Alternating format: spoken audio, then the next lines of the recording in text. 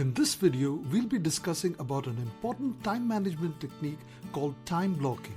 Hi, I'm Thomas Verghese, author and life coach at empoweryourselves.com. So, time blocking is a time management strategy that involves dividing your day into specific blocks of time, with each block dedicated to a single task or a group of similar tasks. Unlike traditional to-do lists, it integrates scheduling and focuses on when tasks will be completed. This method minimizes multitasking, reduces distractions, and improves productivity by encouraging deep focus during each block.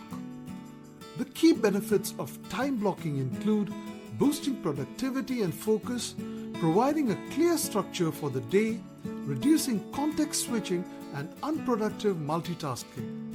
Time blocking can be customized for different needs, such as grouping similar tasks, which is also called task batching, or assigning themes to specific days, which is also called day theming.